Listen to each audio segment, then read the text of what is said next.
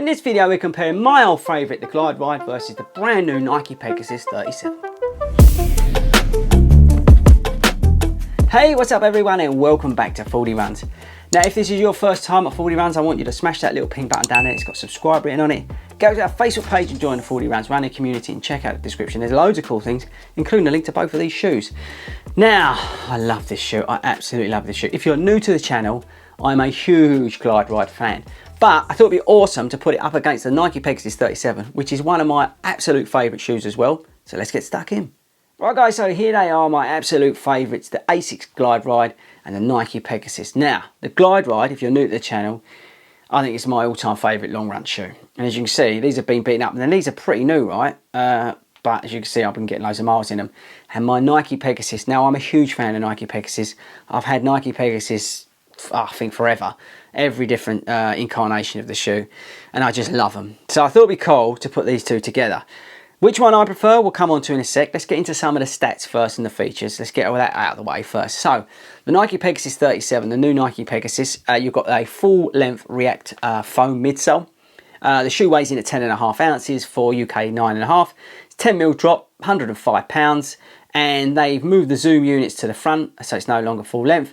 So it's a bit top loaded, I would say. The bag is now 10mm thick, and that's up from 4mm in the 36. They played around with the PSI in the bag, so the women's has got a little less air in it than the men's, because apparently women even prefer a softer ride.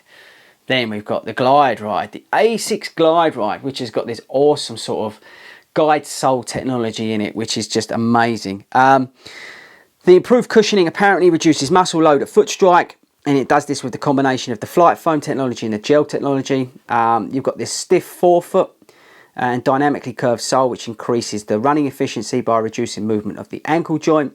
You've got an engineered mesh upper. The shoe is heavier at 11.3 ounces, and it's a 5mm drop, which is, yeah, I suppose, yeah, if you look at it, it's about that. Yeah. Anyway, sorry, I was just looking at it. It's hard when you look behind it from here. Doesn't it look flat? See what I mean? Look, compared to two. Anyway, so, right, so let's talk about, firstly, let's talk about the Glideride, because I love this shoe. You know, I think this is, what, my second pair now? And I just stick this on, long run time, this bad boy comes on. I love the guide sole technology. For me, it's just such a stable ride.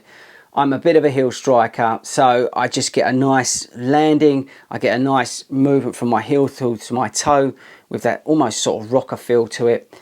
The upper is unbelievably great. It's just enough breathability and comfort, what you want. You've got a great nice, that's really bad English. You've got a really nice traditional foam-ish tongue in there. There's plenty of cush around the heel, which you want. You've got sort of support in the heel with this counter on it. You've got elements of support running through the shoe with the Asics logos. They're there to add a little bit of stability to the sides of the shoe as well. You obviously got that little bit of gel in there, which is, you know, helps with the cushioning. The lacing's fantastic. You can tighten these down or you can loosen them up. It just feels epic, and you can just go out.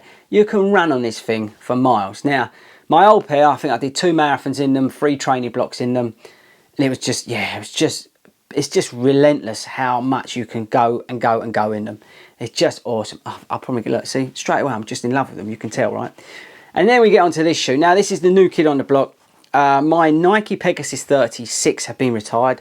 I had the green, the electric green pair, they got ruined.